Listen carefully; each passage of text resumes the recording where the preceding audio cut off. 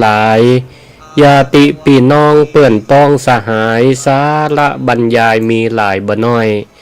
สิริธรรมกำเมืองจาริร่ำถ้อยขอเจิญฟังกอยเตอครับอูจวนมวนใจบ่ได้ลี้ลับสำเนียงเสียงอันล้านนาอนุรักษ์ไว้เรื่องของภาษาเจิญมวลประชาตกเหนือออกใต้เฮามาประกันทุกวันเฮือได้เวลา20:05 น.เปิดวิทยุเฟซบุ๊กเฮือเห็นเนอจีบันเย็นนอเน่ามีหลายเลิศรถบดทวนกวนเกาจวนฮือละเมาเอาใจบ่น้อยตั้งโลกตั้งธรรมลำนำจ้าถอยมีหลายลีลาสาระศิริธรรมกำเมืองเอิ้นจาวทะสดับกันได้เนนาย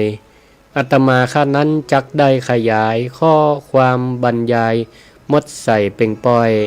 จนฟังตะตัวเจ้าบัวกาบซอยบ่ฮือเสียอันเวลาขอเจิญฟังก่อนและนายเฮย ลมหนาวพัดหวัดไกวใบไม้ไหวสุขฤทัยในธรรมนำวิถีสิริธรรมกำเมืองเรื่องดีๆคืนวันนี้มีธรรมะมาฝากกันเชิญท่านฟังทางสว่างกลางใจจิตชวนมวลมิตรสร้างบุญเกษมสันต์คลื่นสีขาวชาวประชามาร่วมกันฟังธรรมนั้นสุขล้ำฉ่ำอุราขอถวายความนอบน้อมต่อพระรัตนตรัยอันมีพระพุทธเจ้าพระธรรมเจ้าและพระสังฆเจ้าขอถวายความเคารพมายังพระมหาเถระ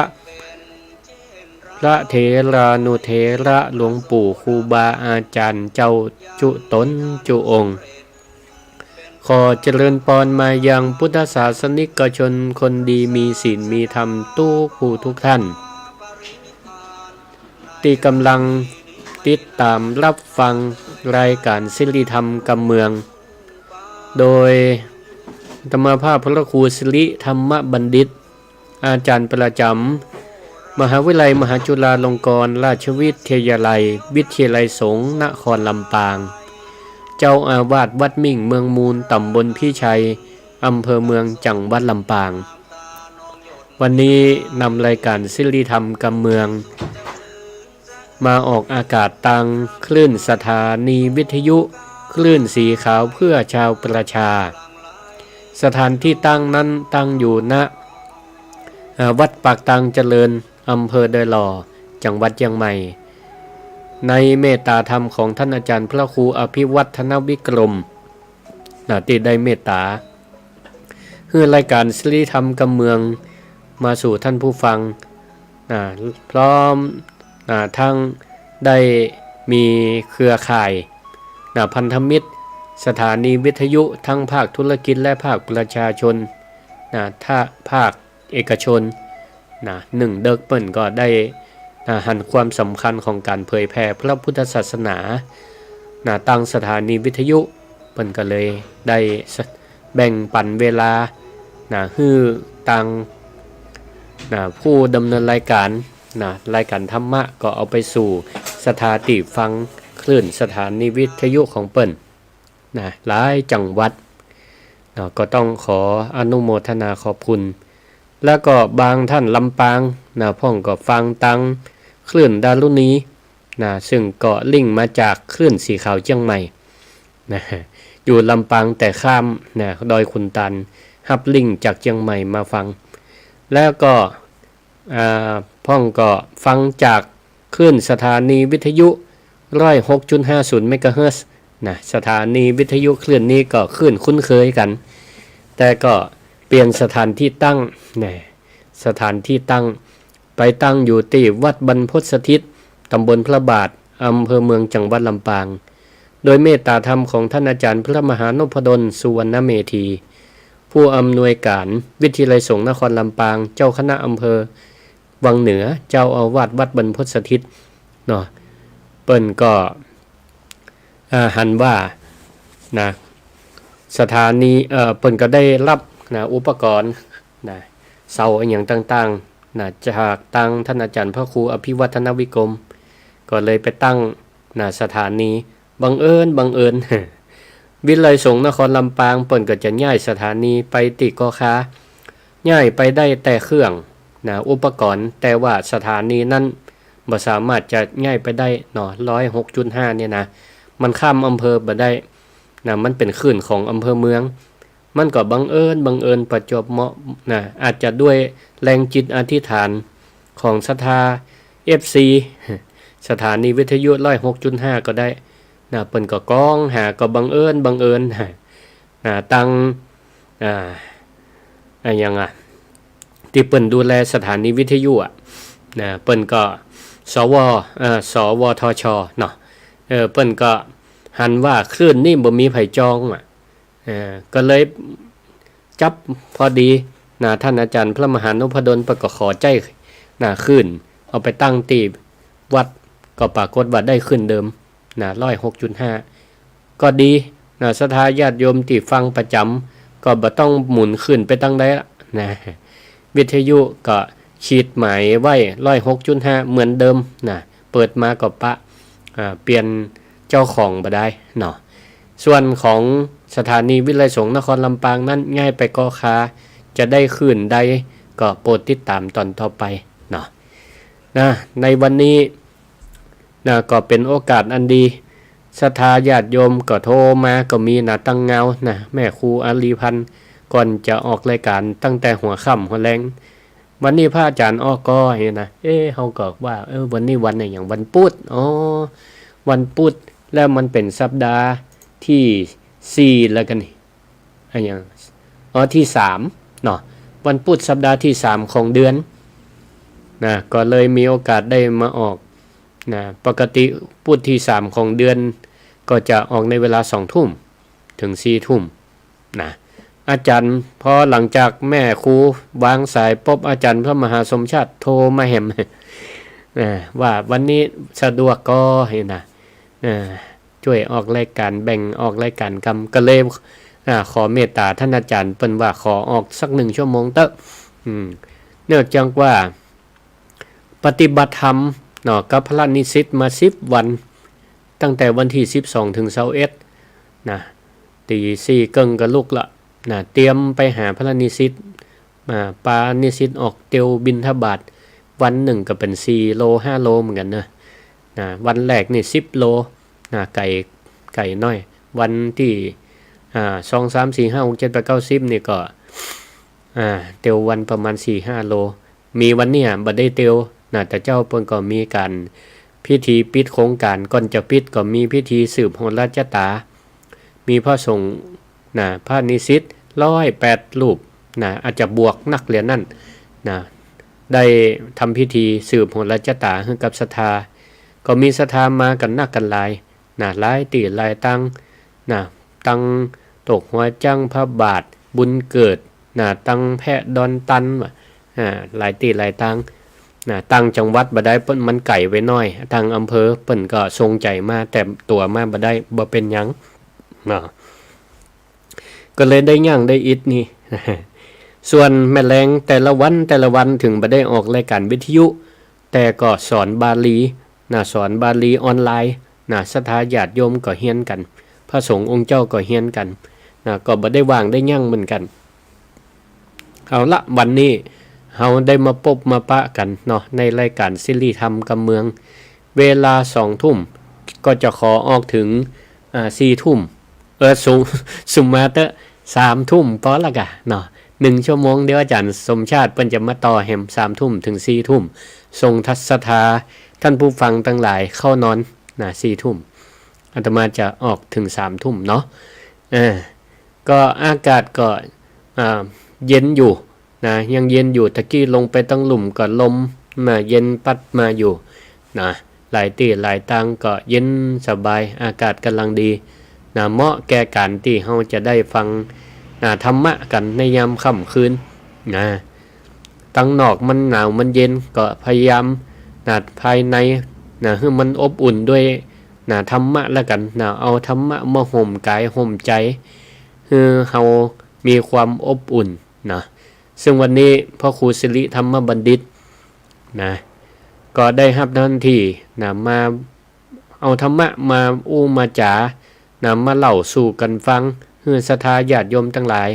นะได้ฟังกันก็บ่ต้องไปเกิดเป็นคนอื่นไกลเนาะก็เกิดเหียว่าเป็นพระลูกพระหลานนะมานั่งอู้จาภาษาธรรมะนะเป็นกำเมืองนะมาอู้กำฮือศรัทธาญาติโยมทั้งหลายฟังสมัยตะก่อนนี่นะบ่มีโทรทัศน์บ่มีหยังกินข้าวน้ำข้าวแรงแล้วเพิ่นก็บ่ไปไหนกันเนาะนั่งอยู่ควงอยู่คมบ้านนั่งอู้นั่งจากันอาตมานี่เป็นละอ่อนก็ห่มไปฟังเปิ้นเหมือนกันนะคนใหญ่เปิ้นจังเล่านิทานเล่าเจี้ยเล่าตลกนะก็ชอบไปฟังนะพอเด้อเข้านะเปิ้นฮู้เฮาจุปิกนะจุเฮากว่าเล่าเรื่องผีตบท้าย เมืองแต่บ่กล้าไปก็จำเป็นได้ขอคนใหญ่ไปส่งมันก็ม่วนไปอย่างนะได้บรรยากาศดีอันนี้ก็การเวลามันเปลี่ยนไปละนะแต่ศรัทธาก็บ่เปลี่ยนนะบ่เปลี่ยนวิทยุนะกี่ปีก็ยังฟังวิทยุกันอยู่นะเมื่อมีคนฟังก็ต้องมีคนอู้เนาะศรัทธาญาติโยมท่านสาธุชนทั้งหลายนะเปิ้นว่าชีวิตของคนเฮานี่มันก็เหมือนกับการเดินทางนะเหมือนกับการเดินทางบางคนนี่เดินทางบ่มีทิศมีทางบ่มี GPS บ่มีแผนที่ไปแบบดุ่มไปแบบสเปะสปะบางคนก็มีเป้าหมายมีจุดหมายปลายทางว่าจะไปที่หั่นจะไปที่นี่จะไปกรุงเทพจะไปจังหวัดนั่นนี่เชียงใหม่ลำพูนลำปางแปรน่านก็ว่าไปเปิ้นมีแผนที่วันนี้พระอาจารย์ก็จะเอาแผนที่มานำเสนอแห่งมีแผนที่ฉบับหนึ่งเป็นแผนที่เก่าแก่เป็นแผนที่เก่าแก่สมัยพุทธกาลพุ่นนะและก็บ่ใช่เป็นแผนที่ที่จะพาเฮาเดินทางไปเชียงใหม่ก็ไปกรุงเทพก็นะบ่ใช่แผนที่จะอันแต่เป็นแผนที่เดินข้ามสู่ภพภูมิเป็นแผนที่เดินทางไปสู่ภพภูมิเดินทางไปสู่ความเป็นยอดคนในชาตินี้และก็นำไปสู่ความเป็นเทวบุตรเทวดาในชาติหน้าวันนี้จะนำเสนอแผนที่นะใครสนใจก็จะมอบให้แผนที่นี่พาเฮาไปสู่ถึงความเป็นเทวบุตรเทวดาเป็นหัวหน้าเทวดาพุ่นศรัทธาญาติโยมทั้งหลายเคยสงสัยก็ว่าคนที่เป็นผู้นำเนี่ยหรือเป็นเทวดาผู้เป็นใหญ่ในสวรรค์เนี่ยที่เฮาห้องกันว่าพระอินทร์เนาะแต่ในพระบาลีในธรรมบทนี่จะไม่มีคำว่าพระอินทร์จะมีคำว่าท้าวสักกะเต้าสักกะเทวราชห้องก็อาจจะสงสัยว่าโอ้การเป็นท้าวสักกะเป็นหัวหน้าพระอินทร์นี่เป็นหัวหน้าเทวดาเนี่ยเป็นทำบุญอย่างจ้าถึงได้ไปเป็นพระอินทร์ต้องสร้างวัดกี่ร้อยวัดต้องสร้างโบสถ์กี่ร้อยโบสถ์ต้องทอดกฐินกี่ปันกองถึงจะได้เป็นพระอินทร์คำตอบนี่อาจจะทำให้ศรัทธาญาติโยมฟังแล้วตกอกตกใจว่าเป็นไปได้กะทำบุญแค่นี้แล้วจะได้ไปเกิดเป็นพระอินทร์วันนี้นี่เหตุที่จะอู้เรื่องแผนที่ความไปสู่เป็นไปเกิดเป็นพระอินทร์เนี่ยมันมาจากตะคืนนี่สอนบาลีสอนบาลีแปลคือกับนักเรียนพอดีแปลกันเรื่องเต้าสักกะก็เลยเป็นที่มาที่ไปเพราะพระพุทธเจ้าเปิ้นก็เล่าถึงสักกะประวัติของเท้าสักกะแล้วพระเจ้าแผ่นดินชื่อว่ามันละพระเจ้าลิชวีชื่อว่ามันละเปิ้นก็สงสัยว่าพระพุทธเจ้าจังเล่าถึงพระอินทร์เปิ้นก็เลยสงสัยว่าพระพุทธเจ้าเปิ้นเคยหันพระอินทร์กะเปิ้นฮู้จักพระอินทร์กะเสร็จแล้วก็เลยไปถามพระพุทธเจ้าก็เลยบอกว่าเฮาบ่ใช่แค่จะฮู้จักพระอินทร์นะบ่ใช่แค่หันพระอินทร์แต่เฮาฮู้ประวัติของพระอินทร์ด้วยซ้ำไปว่าจะได้เปิ้นถึงมาเป็นพระอินทร์ เลยเป็นที่มาพออ่านว่าวิธีการที่จะไปเกิดเป็นพระอินทร์เนี่ยมันมีขั้นมีตอนอยู่มีวิธีปฏิบัติอยู่แต่ก่อนเนี่ยพระอินทร์เนี่ยพระพุทธเจ้าเปิ้นก็เล่าว่าพระอินทร์หรือว่าท้าวสักกะเนี่ยเปิ้นบ่ใจเป็นจู่ๆจะเป็นเทวดาเลยนะเปิ้นก็เป็นมนุษย์อย่างคนเฮาท่านทั้งหลายเนี่ยนะเหมือนกับศรัทธาญาติโยมท่านทั้งหลายเนี่ยเปิ้นก็ได้ทำบุญทำกุศลเอาไว้เปิ้นเลยนะบุญกุศลเนี่ยผลักดันให้เปิ้นเนี่ยได้ไปเกิดเป็นพระอินทร์นะท้าวสักกะหรือพระอินทร์เนี่ยเป็นราชาแห่งสวรรค์จันดาวดึงส์เปิ้นนะเปิ้นเป็นหัวหน้าเทวดาจันดาวดึงส์เปิ้นบ่ใช่แค่บริจาคเปิ้นบ่ใช่บริจาคเงินร้อยล้านพันล้านอันหยังอ่ะนะเหตุได้ไปเกิดเป็นพระอินทร์นะบ่ใช่บริจาคทานอันหยังหนักหลายแต่เปิ้นปฏิบัติปฏิบัติให้มันเป็นนิสัยนะก็แค่7ข้อด้วยกันนะในช่วงที่เปิ้นเกิดเป็นคนเป็นมนุษย์เนี่ยเปิ้นปฏิบัตินะประพฤติปฏิบัติให้เป็นนิสัย7ข้อด้วยกันเปิ้นเลยห้องว่าวัตตบทนะวัตตบทวัตตะแปลว่าข้อประพฤติบทก็คือหนทางนะหนทางแห่งการประพฤติสัตตะแปลว่า7นะสัตตวัตตบทข้อประพฤติ7อย่างนี่ไผปฏิบัติตามอย่างอี้แล้วเนี่ยจะได้ไปเกิดเป็นพระอินทร์ศรัทธาญาติโยมทั้งหลายฟังจะอี้แล้วเนี่ยใครไปเกิดเป็นพระอินทร์ก่อนนะถ้าใครไปเกิดเป็นพระอินทร์จะแจกแผนที่ขึ้นแล้วเนอะตั้งใจฟังดีๆนะมีอยู่7อย่างด้วยกันนะอาจารย์คิดว่าศรัทธาญาติโยมทั้งหลายเมื่อฟังแล้วนี่ปฏิบัติตามไม่ยากเลยมันก็เป็นข้อปฏิบัติเหมือนคือเป็นธรรมดานะธรรมดาแบบมีอย่างพิเศษเนาะ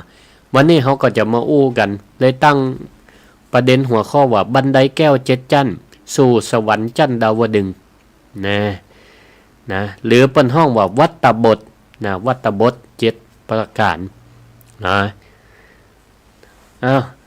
ศรัทธาญาติโยมทั้งหลายก่อนจะไปลงรายละเอียดนะรายละเอียดก็ขอเล่าตีมาตีไปของธรรมะข้อนี้นะสักหน่อยหนึ่งธรรมะนะหมวดเนี่ยวัตตบท7เนี่ยนะปรากฏอยู่ในพระสุตตันตปิฎกเนาะสังยุตตนิกายสคาทวัคนะชื่อว่าวัตตบทมีเรื่องอยู่ว่านะครั้งหนึ่งนะที่ในพระเชตวันนะวัดพระเชตวันภิกษุทั้งหลายก็สนทนาทำกันเนี่ยแล้วก็ผนวกกับพระเจ้าลิชวีนะไปถามเนาะพระพุทธเจ้าแล้วก็ปรารภถึงความยิ่งใหญ่ความยิ่งใหญ่ของเต้าสักกะหรือว่าพระอินทร์ผู้เป็นจอมราชาแห่งเทวดาทั้งหลายในสวรรค์จันดาวดึงส์พระพุทธองค์ก็เลยตัดเล่าไขข้อข้องใจว่าเต้าสักกะหรือว่าพระอินทร์เนี่ยพระอินทร์นี่เปิ้นมีสีเขียวเนาะร่างกายสีเขียวเปิ้นบ่ได้เป็นใหญ่เพราะบุญเก่าลอยมาบ่ได้แต่ว่าในสมัยเปิ้นเป็นมนุษย์เป็นคนเนี่ยเปิ้นได้ตั้งสัจจะถือปฏิบัติข้อวัด7อย่างด้วยกันได้ยึดถือปฏิบัติทำ7ประการด้วยกันอย่างเคร่งครัดตลอดชีวิตย่ำศรัทธาญาติโยมทั้งหลายเปิ้นทำตลอดชีวิตบ่ใจทำหยุดบ่ใจตามกระแสฟังพระครูสิริวันนี้7ข้อทำได้สักวัน2วันแล้วก็แผ่วเหมือนเดิมบ่ได้ละบ่ได้ไปเกิดเป็นพระอินทร์นะต้องทำตลอดต้องทำตลอดจึงเป็นที่มาที่พระพุทธเจ้าเปิ้นได้ตัดเป็นพระบาลีเอาไว้ว่ามันก็จะยากอยู่ซึ่งมีความหมายอยู่7ข้อว่าธรรมะของผู้ที่จะไปเกิดเป็นพระอินทร์เนี่ยมี7ประการด้วยกันมีอย่างต้องเดี๋ยวก็จะได้อธิบายไปแต่ละข้อในสมัยก่อนพุทธกาลเนี่ยมีชายหนุ่มคนหนึ่งชื่อว่ามคมานพในอดีต ในสมัยก่อนพุทธกาลมีมนพคนหนึ่งชื่อว่ามาคะมานพเปิ้นก็อาศัยอยู่บ้านหมู่บูอยู่ในหมู่บ้านน้อยๆแต่นายมะคะมานพนี่บ่ได้เป็นผู้ใหญ่บ้านนะบ่ได้เป็นแก่บ้านเป็นเป็นลูกบ้านเนี่ยบ่ใช่เป็นเศรษฐีบ่ใช่เป็นนักบวชแต่ว่าเป็นจิตอาสาถ้าคนบ่เดียวเนี่ยเพิ่นฮ้องว่าเป็นคนจิตอาสาชอบที่จะทำอะไรอย่างเพื่อสังคมเป็นคนแรกๆของโลกก็ว่าได้นะมาคะมานพนี่วันหนึ่งมาคะมานพคนนี้ก็ไปยืนอยู่ที่ศาลาศาลาหมู่บ้านศาลาพักห้อนที่นี่เปิ้นก็หันบริเวณปื้นโดยรอบเนี่ยมันปื้นมันคุขะเนาะมันบ่เรียบบ่เปียงบ่สะอาดแกก็เลยไปกวาดไปกวาดปื้นที่หั่นให้เรียบเสมอดีแกก็หยอบลงนั่งพอนั่งได้สักกำก็มีคนมาคนอื่นก็มาลู่ที่นั่งเปิ้นมาลู่ที่นั่งเปิ้นที่นี่ถามว่ามาคะมานพนี่โคตรก็เปิ้นบ่โคตรนะถ้าเป็นเฮานี่ไผเฮาเพียวทางปัดกวาดตังดีแล้วเนาะมาลู่ตีเฮานี่เฮาโคตรกันนะเนาะแต่มาคะมานพนี่บ่โคตรกับกึดว่าเนาะการที่เฮาได้เพียวทางปัดกวาดแล้วเขามาแทนตีเฮามาอยู่แทนเฮาเปิ้นมีความสุขการที่เฮาญาติอีมันสร้างความสุขให้กับคนอื่นก็ถือว่าเป็นบุญของเฮาละมองโลกในแง่ดีนะมาคะมานพนี่มันเป็นหยังเฮาก็ไปเพียวตีใหม่ว่าแล้วแกก็ไปเพียวตีใหม่พอเพียวตีใหม่ยืนอยู่สักกำมีคนมายู่หนี มาหลูตีเห็นมะแกกับเนี่ยจะไปตั้งอื่นแหมไปเพียวตีไม่แหมขยับไปสุดท้ายแล้วก็ปื้นตีลาบเรียบแล้วที่นี่ก็กลายเป็นถนนหนทางเส้นใหญ่นี่กลายเป็นถนนหนทางเส้นใหญ่ที่นี่ก็มีคนมาหันมีคนมาหันว่าไอ้เนี่ยไอ้หยังจิตอาสาเพียวถนนหนทางหนทางมันมีไผเนี่ย มันมีไผเนี่ยมันก็ตึงแต่นะเนาะศรัทธาญาติโยมทั้งหลายบ้านใดหมู่บ้านใดเนี่ยถ้ามีหมู่จิตอาสาหรือว่าเปิ้นบ่าอาศัยงานเฉลิมพระชนมพรรษาเนาะวันแม่วันป่อจวนกันเพียวเนี่ยมันก็มีไผจะทำแต่ถ้ามีคนจิตอาสาจะเนี่ยในหมู่บ้านใดมีเนี่ยนะหมู่บ้านนั่นสะอาดสะอ้านมีความสมัครสมานสามัคคีอันนี้ก็มีคนมาถามจะว่าไอ้เนี่ยหยังเพียวหนทางนี่มาช่วยกันผมมาช่วยผมก็ชอบจิตอาสาปรากฏว่ามีเปื่อนมาช่วย33คนกลายเป็นกลุ่มจิตอาสาพัฒนาหมู่บ้านนะสร้างศาลาว่าขุดสระน้ำว่าเพียวถนนทนตั้งว่ะนี่33คนเสร็จแล้วก็ยังว่าเนาะเปิ้นบ่ได้เป็นแก่บ้านแต่ว่าสามารถรวมคนมาช่วยได้ปรากฏว่าแก่บ้านหันแล้วก็อิจฉากว่าลู่ FC กว่าตัวเก่าจะบ่มีอำนาจกว่าว่าหมู่นี่จะซ่องสุมแข่งบารมีตัวเก่าก็เลยเอากรรมเนี่ยไปฟ้องพระราชาหาว่าหมู่นี่เป็นคิดการใหญ่แบ่งจัดเป็นพรรคเป็นพวกคิดการใหญ่พระราชาบ่ฟังเหนือฟังใต้ก็ยับมายับมาแล้วที่นี่ก็เอามามัดรวมกันมาคะมานพนี่ก็บอกว่าปลอบใจหมู่เปื่อนหมู่ฝูง33คนบ่ต้องกลัวมันต้องกลัวเป็นหยังเขาทำดีนี่มันตึงดีบ่ต้องกลัวเนอะที่นี่ก็พระราชาก็สั่งเอาจ้างมาย่ำให้ตายนะหมู่นี่เนี่ยปรากฏว่าจ้างมาแล้วก็มาย้อมย่ำมาย้อมย่ำมาคะมานพก็เปื่อนที่นี่ก็บ่ฮู้จะเนี่ยใดจ้างมาย้อมย่ำเปิ้นก็เลยเอาเสียเอาศาสตร์มา มามาปกนะมาปกเปิ้นก็อาจจะคิดว่าจ้างนี่มันหันคนมันเลยบ่กล้าย่ำก็เลยเอาเสียมาปกหมู่มาค้ามานบก็เปื่อน33คนปรากฏว่าจ้างก็บ่ยอมเยี่ยมพระราชาก็สงสัยว่ามันเป็นเพราะหยังก็เลยห้องมาสอบถามก็เลยถามความตั้งฝ่ายมาค้ามานบพอพ่องก็ปรากฏว่าโดนใส่ไล่ใส่ความ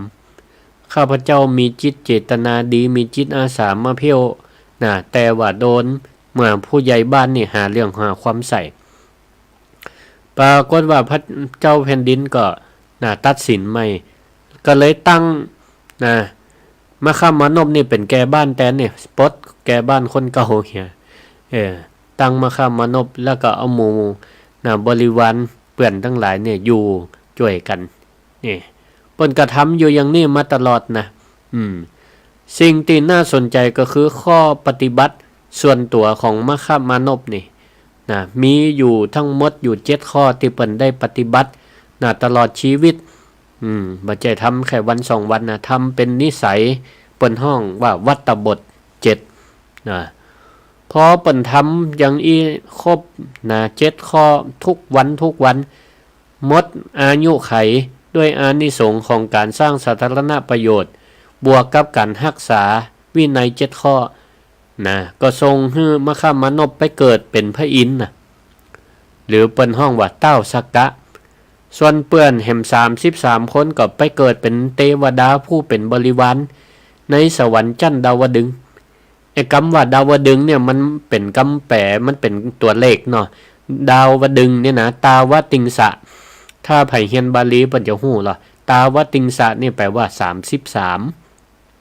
เพราะฉะนั้นสวรรค์ชั้นดาวดึงส์ก็เลยมาจากจำนวนเปื้อน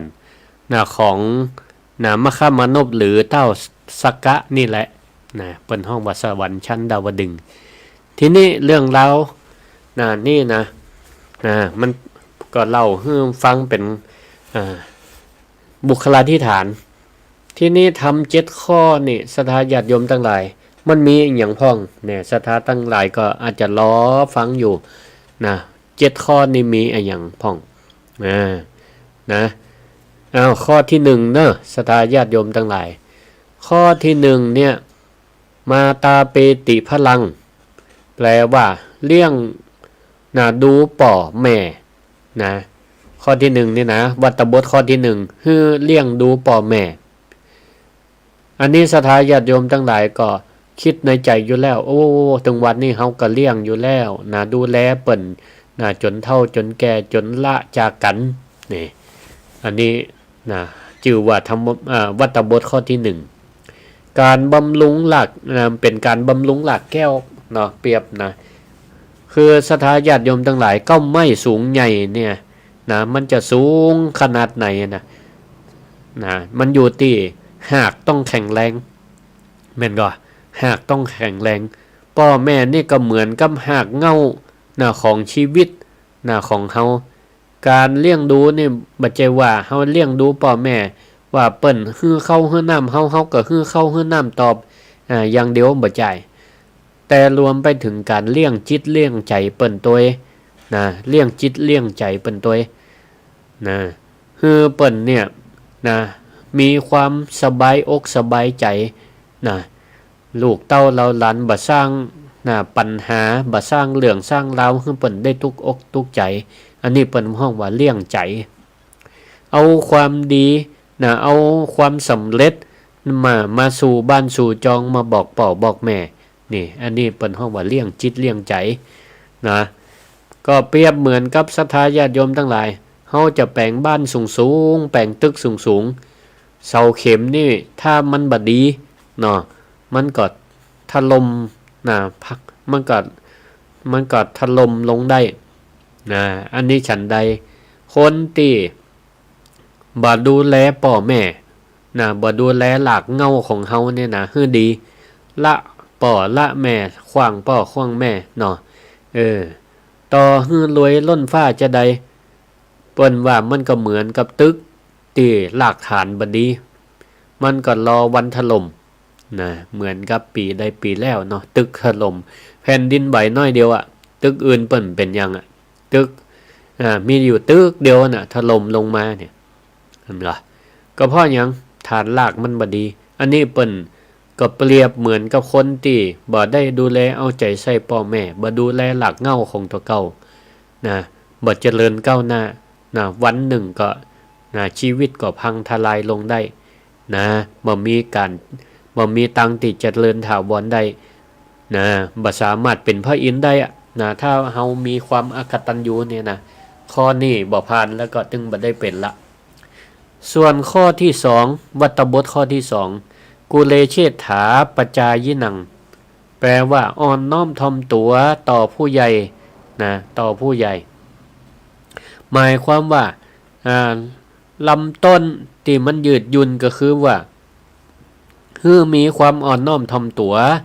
นะเคารพนอกจากพ่อแม่แล้วก็คือเคารพปี่ป้าหน้าอาปู่ย่าตาทวดหรือเปิ่นคนเฒ่าคนแก่นะนอกบ้านนอกจ้องในหมู่บ้านนะไผที่มีอาวุโสคนเฒ่าคนแก่เฮาจะหันประเพณีความดีความงามความดีงามของคนเมืองนะของคนล้านนาเฮาเนาะเดือนจีปีใหม่ป้ากันเอาผ้าเข้ามาเอาเสื้อเอาสิ้นนะเอาข้าวตงข้าวแตนอย่างเนี้ยขนมนิ้วไปดำหัวนะคนเฒ่าคนแก่นะตำบ้านตำจองอันเนี้ยเปิ้นห้องว่าเป็นผู้มีอ่อนน้อมถ่อมตนต่อผู้ใหญ่นะต่อคนใหญ่ก็คือวัตตบทข้อที่2เปิ้นอุปมาเหมือนกับเก้าไผ่เนี่ยนะศรัทธาญาติโยมทั้งหลายเก้าไผ่นี่เวลาลมปัดมาเนี่ยมันก็ลู่ลมนะพายุมามันก็ไปตามลมโอนอ่อนไปตามลมบ่ฮักหรอกเนาะไผ่นี่บ่มีวันฮักนะลมปัดไปทางใดมันก็โกนไปทางนั้นพอลมหยุดลมบ่มาแล้วพายุหยุดแล้วบ่มันก็ตั้งอยู่อย่างเก่าแต่ถ้าเก้าไม้ใหญ่ตีแข็งกระด้าง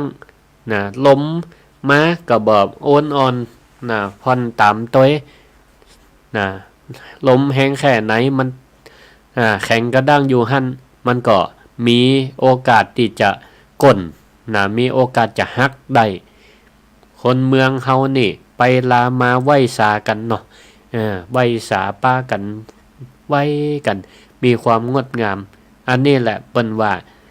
ศรัทธาญาติโยมทั้งหลายทำได้อยู่แล้วข้อนี้นี่นะมีความอ่อนน้อมถ่อมตนทำได้ดีการอ่อนน้อมถ่อมตนเนี่ยก็ถือว่าเป็นเสน่ห์เป็นเสน่ห์เป็นบันไดที่จะทำให้คนผู้รักผู้ใหญ่เปิ้นหันเฮามีความอ่อนน้อมถ่อมตนเปิ้นก็จะสนับสนุนเฮายิ่งเปิ้นเป็นผู้รักผู้ใหญ่เป็นผู้บังคับบัญชาลูกน้องมีความอ่อนน้อมถ่อมตนผู้ใต้บังคับบัญชาเป็นคนดีมีไปลามาไหว้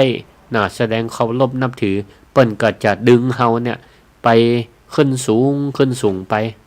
มีความฮักมีความเมตตาต่อกัน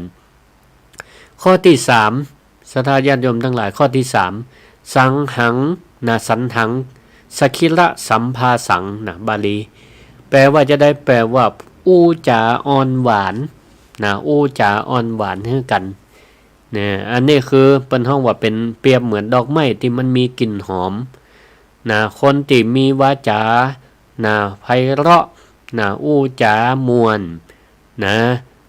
บ่ใจเพียงแค่อู้มีห่างเสียงอย่างเดียวเจ้าครับอย่างเดียวบ่ใจแต่เป็นคำอู้ที่มีประโยชน์ตัวอู้จาอ่อนหวานบ่พอเป็น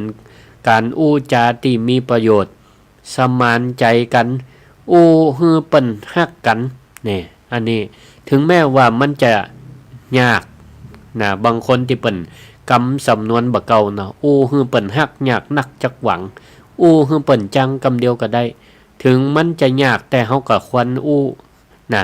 เพราะมันยั่งยืนกว่ามันอยากให้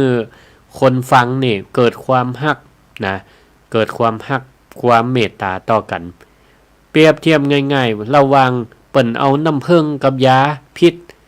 เปิ้นเอาน้ำผึ้งกับยาพิษมาฮื้อเฮาเนี่ยศรัทธาญาติโยมทั้งหลาย เปิ้นเอามาป้อนเฮาเนี่ยแล้วถามว่าเฮาจะเลือกกินอันใดระหว่างน้ำผึ้งกับยาพิษศรัทธาทุกคนก็จะตอบว่าเฮาก็เลือกเอาน้ำผึ้งน่ะกะเนาะคนรอบข้างก็เหมือนกันนะ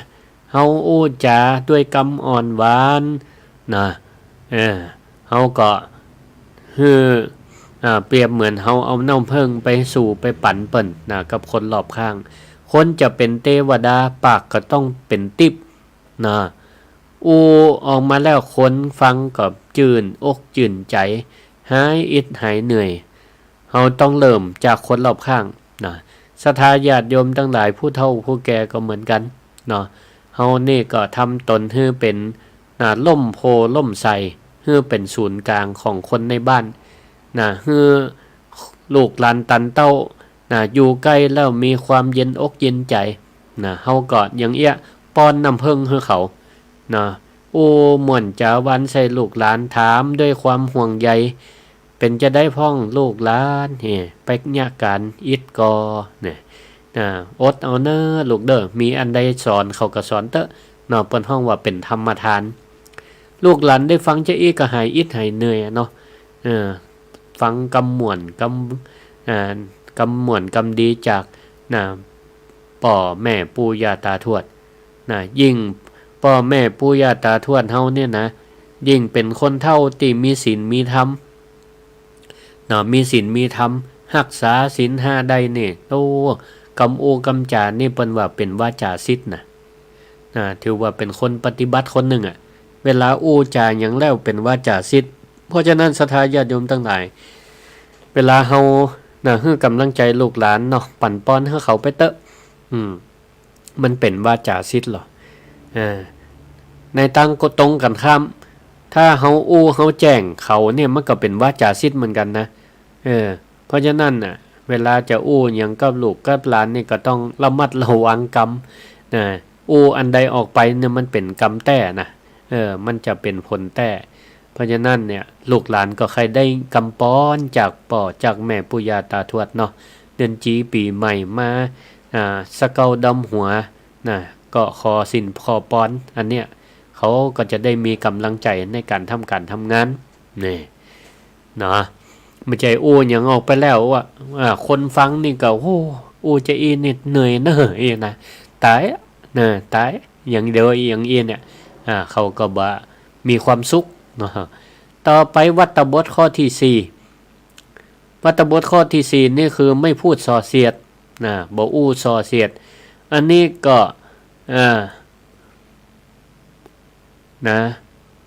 บ่เฮาก็บ่ไปบ่ไปหักกิ่งก้านสาขาของตัวเก่าการส่อเสียดเนี่ยคือการยุยงคนให้แตกกันก็ได้นินทาว่าไล่กันก็ได้เปิ้นว่าเปรียบเหมือนลิ้นคนเฮาเนี่ยคมยิ่งกว่ามีดโกนกันนะมีดโกนนี่บาดกายแผลหายได้บาดร่างกายบาดแผลนี่หายได้แต่ว่าวาจาส่อเสียดฮือเปิ้นเจ็บอกเจ็บใจบาดใจบาดจิตบาดใจนี่สร้างศัตรูดีพิษกันเต้าตายท่านมคมนพนี่กับเปื่อน33คนเนี่ยเปิ้นด้วยกำอ่อนหวานบ่ซอบ่เสียดใส่กันหรอทำอันหยังก็ทำด้วยกันมีความฮักใคร่สามัคคีกันบ่ยุยงฮือไผจังไผการทำงานมันก็สำเร็จสร้างศาลาก็เสร็จได้นี่ข้อที่5วัตตบทข้อที่5มีใจปราศจากความตณีอันนี้คือการแผ่กิ่งก้านฮือลมฮือเงาเป็นคนที่มีใจกว้างบ่ตณีทีเหนียวบ่เป็นคนตณีทีเหนียวเพราะว่าความตณีทีเหนียวเนี่ยเปิ้นเปรียบเหมือนกับเป็นสนิมก็กินใจส่วนการฮื้อก็คือการที่เฮาเนี่ยมีน้ำมันหล่อลื่นชีวิตไปตั้งใดก็เพื่อแผ่แบ่งปันซึ่งกันและกันนี่ก็ทำให้เฮาเนี่ยเวลาจะคิดจะทำกันอันใดมันก็เกิดความคล่องตัว ลิชีวิตก็ลื่นไหลได้ง่ายเพราะมีแต่คนสนับสนุนเพราะเฮาบ่เป็นคนขี้จิขี้ขางกับไผนะเมื่อเขาได้รับน้ำใจจากเฮานะอันหยังที่เปิ้นจะตอบ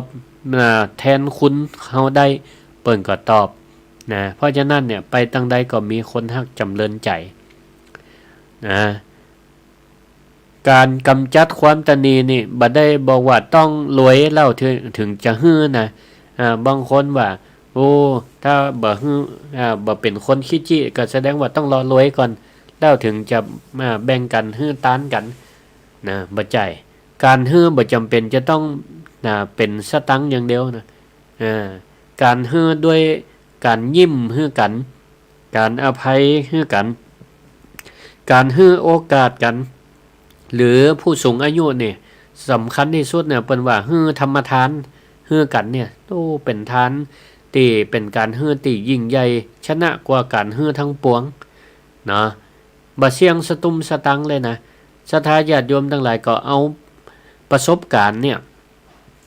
ที่ท่านทั้งหลายนะสั่งสมมาตลอดชีวิตอันอย่างดีเฮาก็แนะนำลูกหลานไปนะอันอย่างที่ทำแล้วเกิดความสำเร็จก็แนะนำลูกหลานไปเพื่อเขาได้ปฏิบัติตามเพื่อจ่องทางเขาแต่อันอย่างทำแล้วมันผาดมันพังมันผิดไป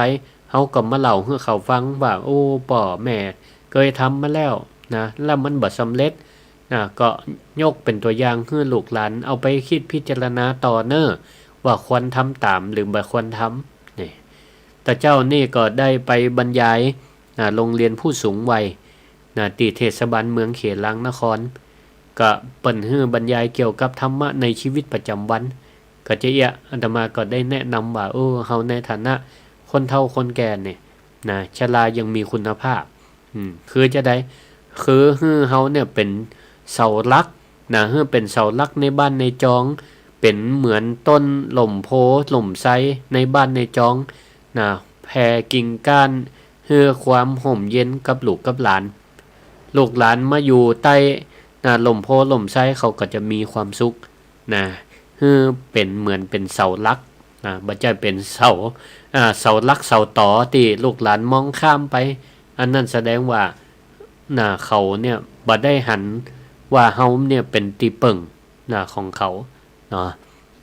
เพราะฉะนั้นเนี่ยเฮาเป็นผู้สูงวัยอย่างกันเนี่ยคนเฒ่าคนแก่นักด้วยประสบการณ์เนี่ยเฮาเอาธรรมทานเนี่ยแนะนำเขาน้อยเน้อแม่ฟังรายการวิทยุครูบาอาจารย์เปิ้นเอาธรรมะมาอู้ให้ฟังอันนี้ก็เป็นประโยชน์เน้อลองเอาไปใจพอนี่นะอย่างเป็นต้นอันเนี้ยชื่อว่าการรักษาธรรมะวัตบทข้อที่5บ่มีความตนีทีเหนียวบ่จิบ่ค้างกับลูกกับหลานข้อที่6ใกล้จะครบ7ข้อแล้วข้อที่6มีสัจจะมีสัจจะก็คืออู้ความจริงอู้กำแต้ยิ่งเฮาเนี่ยเป็นคนเฒ่าคนแก่เฮาอู้กำใดเป็นกำนั่นมีสัจจะนี่ลูกหลานนี่จะได้เกิดความฮักความเชื่อถือแก่นไม้ที่มันแข็งเนี่ยที่มันแข็งแกร่งความจริงนี่มันเป็นสิ่งบ่ตายความจริงเป็นสิ่งบ่ตายคนมีสัจจะเนี่ยอู้กำไหนกำนั่นเนี่ยศรัทธาญาติโยมทั้งหลายถ้าคนบ่อู้ความจริงเปิดคนขี้จุเนี่ยถ้าเฮาจุ1ครั้งมันก็จะต้องพยายามจุแหม10ครั้งเพื่อหยังเพื่อปกปิดเพื่อปิดบังข้อมูลแต่แรกมันก็จะชีวิตเนี่ยมันสับสนวุ่นวายหาความสงบสุขบ่ได้บางเทื่ออู้กำแต่พ่องจุพ่องมาเกยจุมาตลอดถ้าเฮามาอู้กำแต่มันรู้เนี่ยเขาจะบ่ฟังเขาจะบ่เชื่อบ่ถือเพราะเขาถือว่าประโยคก่อนๆมันเป็นกำจุมาแล้วประโยคไม่รู้มันจะเป็นกำแต่ได้จะใดเขาเนี่ยมันฮู้กันเนี่ยมันก็เพราะกันสื่อสารอู้จากันแต่เทวดาเนี่ยมันฮู้กันด้วยตั้งใจข้อที่7 ข้อวัตบทข้อที่7นะไม่โกรธนะข้อที่7เนี่ยง่ายก็บ่โคตรเป็นคนบ่ขี้โคตรหรือมีความโคตรก็ระงับให้มันได้ไว้นี่อันนี้เป็นห้องว่าเป็นภูมิคุ้มกันนะความโคตรนี่เปิ้นว่าเปรียบเหมือนไฟนะเปรียบเหมือนไฟที่มันไม่ป่าไม่ที่ไหนก็ตามเนี่ยมันเริ่มจากไหนมันเริ่มจากการเผาตัวมันก่อนไม่ขีดไฟเนี่ยที่มันจะไปเผาปลาได้เนี่ยมันก็ต้องเกิดจากตัวไม่ขีดมันต้องเผาตัวของมันก่อนแล้วมันถึงจะลามไปหาเผาสิ่งอื่นนะเปิ้นบ่ได้ห้ามความโคตรนะศรัทธาญาติโยมทั้งหลายความโคตรเนี่ยมันเกิดจากที่ไหนเกิดจากตัวเฮาเกิดจากใจเฮาแล้วมันลามออกไปหาคนอื่นนะเปิ้นบ่ได้ห้ามนะความว่าบ่ฮื้อเฮาโคตรเพราะว่าเฮาท่านทั้งหลายก็ถือว่าเป็นปุถุชนเนาะเฮายังเป็นปุถุชนอยู่มีความฮักมีความโลภความโกรธความหลงกันอยู่แต่พระพุทธเจ้าสอนว่าฮื้อเฮาฮู้จักความฮักความโลภความโกรธความหลงของตัวเก่าฮื้อฮู้เนื้อฮู้ตัวเก่าว่าตอนเนี้ยโคตรเฮาก็ฮู้ว่าโคตรนะโลภเฮาก็ฮู้ว่าโลภนะหลงเฮาก็ฮู้ว่าหลงนะนี่หรือว่าเฮาโคตรเกิดขึ้นแล้วเนี่ยเพราะมันรู้สึกว่ามึดขึ้นมาเฮาก็รีบระงับนี่อันนี้สำคัญไผฮู้ตัวเก่าว่าโคตรแล้วระงับความโคตรลงได้เร็วต่อใดเนี่ยถือว่าเฮาท่านทั้งหลายเนี่ยเป็นคนที่บ่โคตรเหมือนกับเฮาจับของฮ้อนฮู้ว่ามันฮ้อนเฮาก็รีบวางอันนี้ฉันใดเฮาฮู้ตัวว่าโคตรเฮาก็รีบดับความโคตรของเฮาได้มาใจเฮาจะกำมันกำทานไฟแดงๆเอาไว้เนี่ยไฟก็บ่ยะเนาะไฟที่โคตรง่ายหายเร็วนี่เปิ้นว่าดีนะยังดีกว่าคนโคตรง่ายหายจ้านี่โคตรง่ายหายจ้าบ่อาฆาตพยาบาทแถมไหวเว้นแถมอันนี้นี่มีตังจะได้ไปเกิดเป็นพระอินทร์คนโคตรคนขี้โคตรนี่นะบ่ได้ไปเกิดในสวรรค์ดิ่งลงอย่างเดียวอย่างนี้เป็นต้นนี่ศรัทธาญาติโยมท่านสาธุชนทั้งหลายวันนี้เอาเรื่องวัตบทมาฮือศรัทธาญาติโยมทั้งหลายได้ฟังทีนี้ถ้าไผปฏิบัติแล้วเนี่ยจะได้อะไรอย่างจะได้หนึ่งเปิ้นว่าถ้ายังบ่จากโลกนี้ไปเป็นคนเนี่ยถ้ายังรักษาวัตบท7ข้อได้เนี่ยจะเป็นคนมีเสน่ห์มีเมตตามหานิยมไผหันก็ฮักไผตักก็ชอบ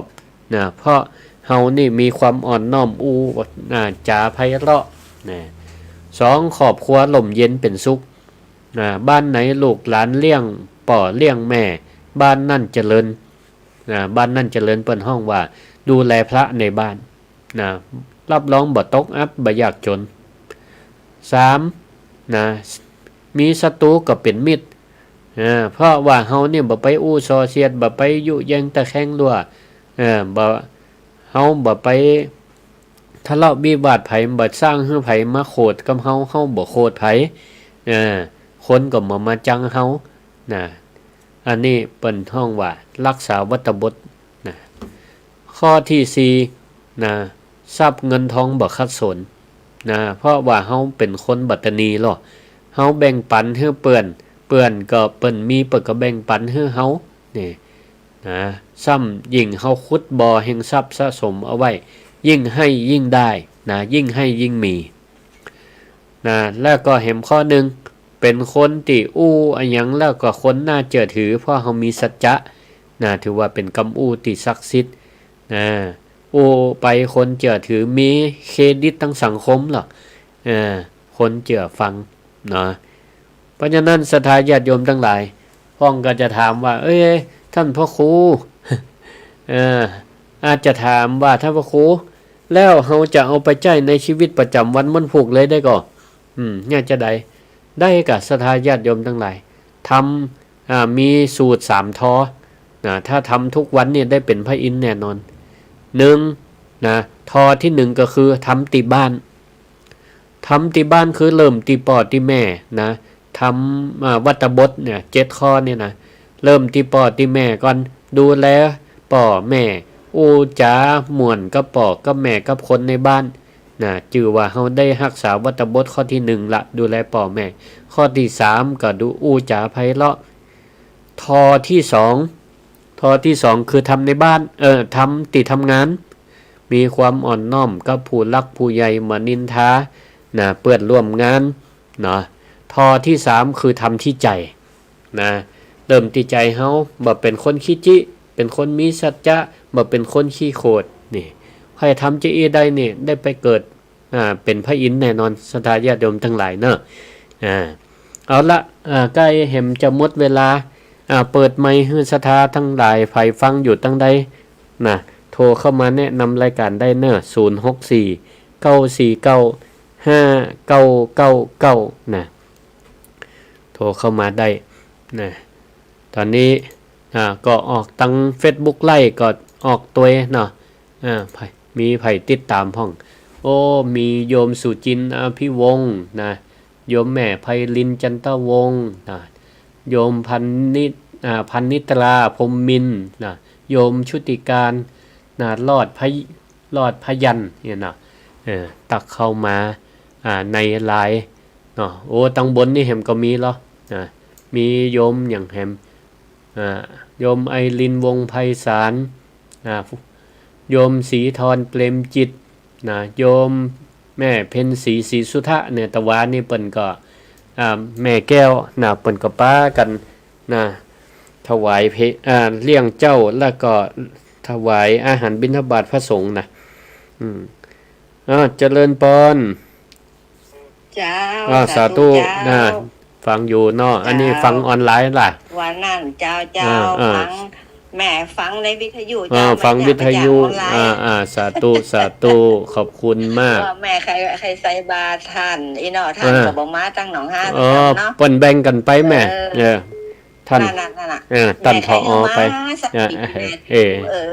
บานสักเปียไปจังหวัดไต้หวันปุ่นอย่างนั้นท่านผอมากับแม่นนำมาเนาะแม่นละแบ่งกันไปเนาะเจ้าสาธุเลี้ยงข้าวต้มก็ไม่จันฟ้องวันนั้นนะขอบคุณมากสาธุแบ่งคนนิดคนน้อยขอบคุณนะสาธุเจริญพร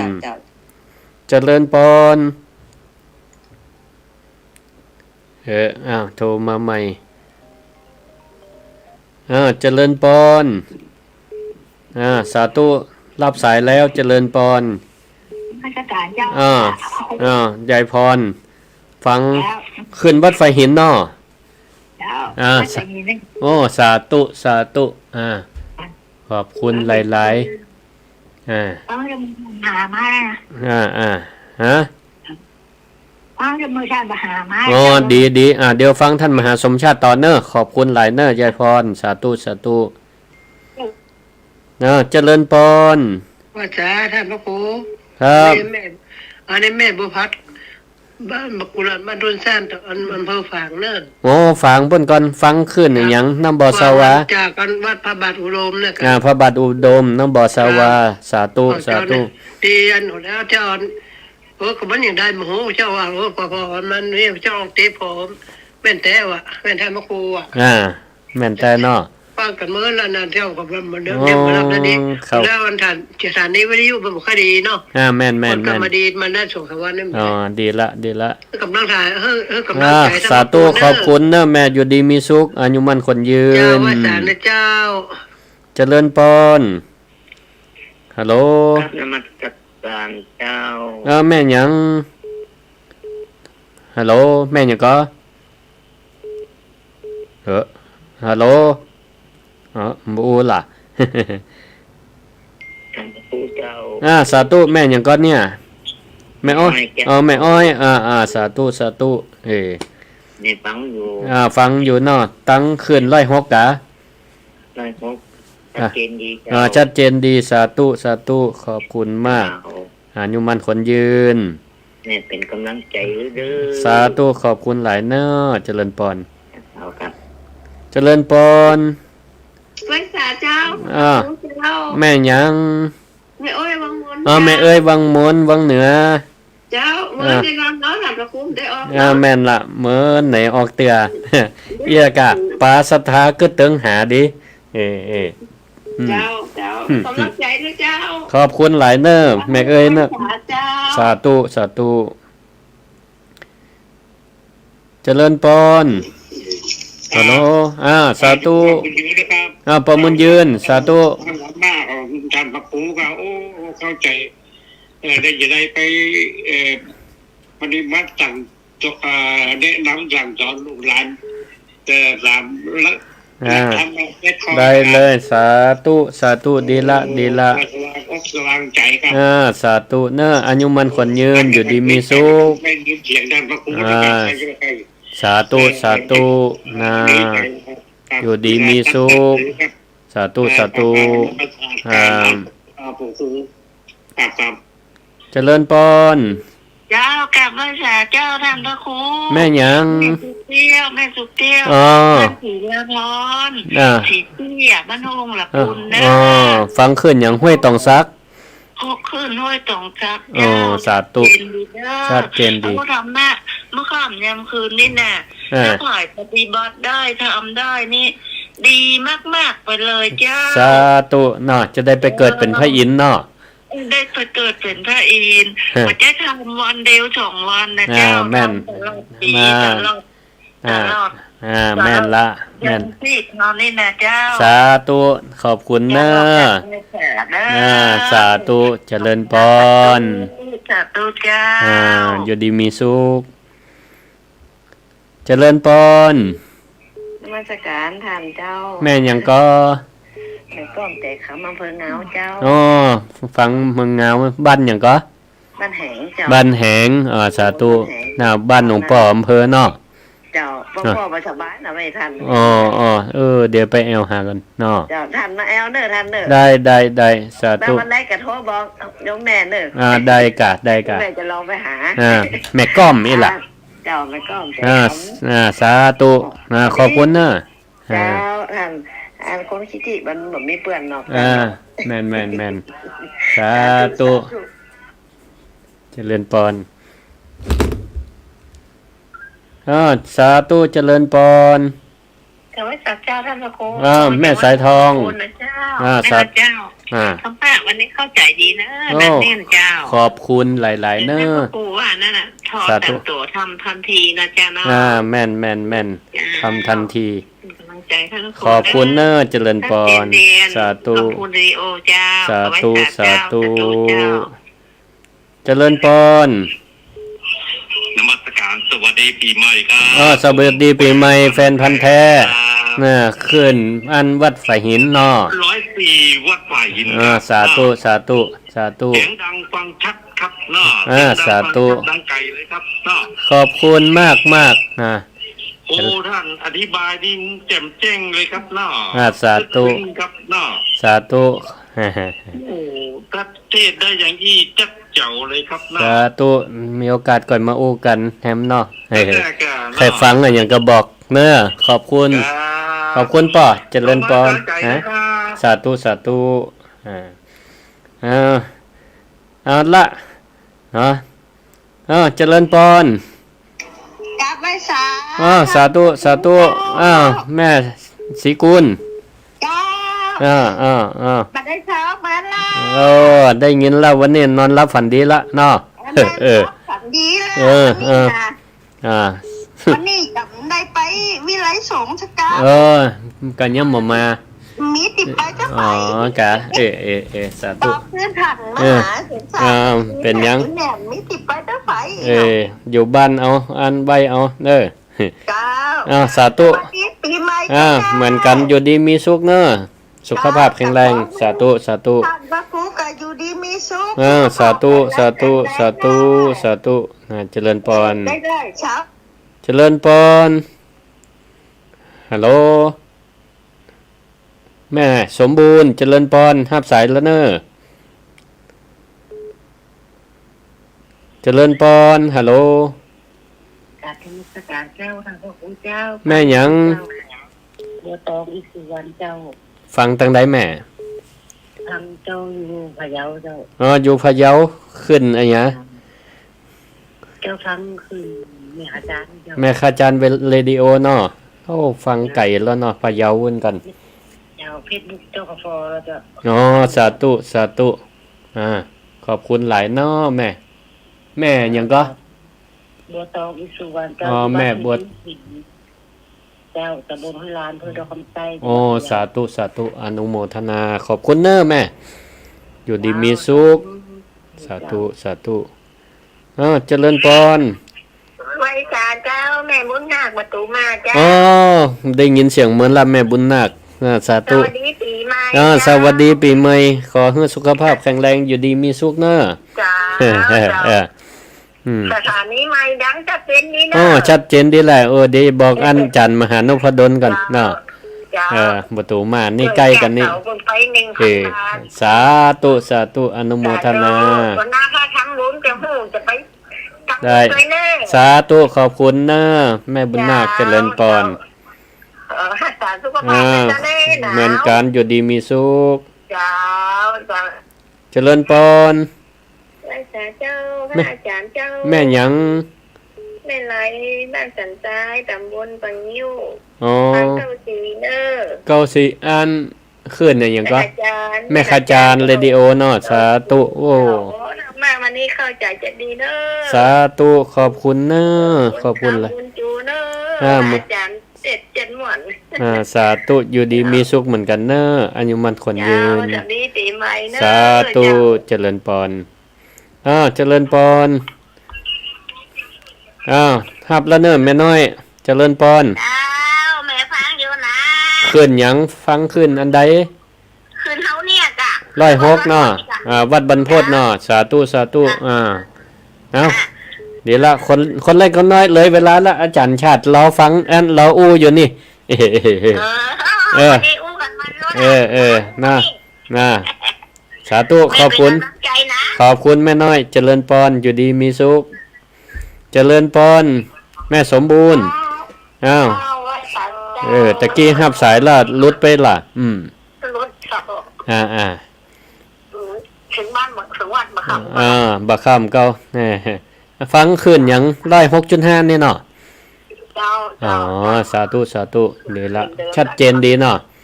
ขับเจน อยู่ใกล้กันท่านหรอมาชัดมาได้เด้ไปล่มเสาถ้ามาชัดนี่นะตำบลเล็กเนี่ยเนาะ มาชาตินี่ได้ไปตามินอันจันชาติละ มาเนอะมาขับเขาไปหนูเสาเนี่ยเนาะ ขอบคุณจันนักเนอะเดี๋ยวอาจารย์ชาติเป็นล้ออันอู้ละสาธุอยู่ดีมีสุขล่วงเลยเวลามาขอสุมาอภัยอาจารย์พระมหาสมชาติติดสายศรัทธาญาติโยมน่ะบึดโทรเข้ามาเนาะเอาสายสุดท้ายเจริญพร ไว้สาเจ้า แม่หยัง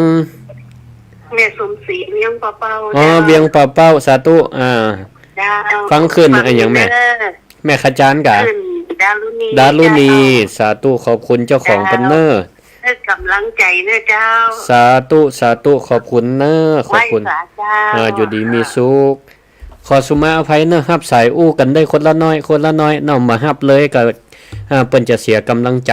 เอาละได้อู้ได้จ่ามาก็ล่วงเลยเวลาอาจารย์พระมหาสมชาติก็รออยู่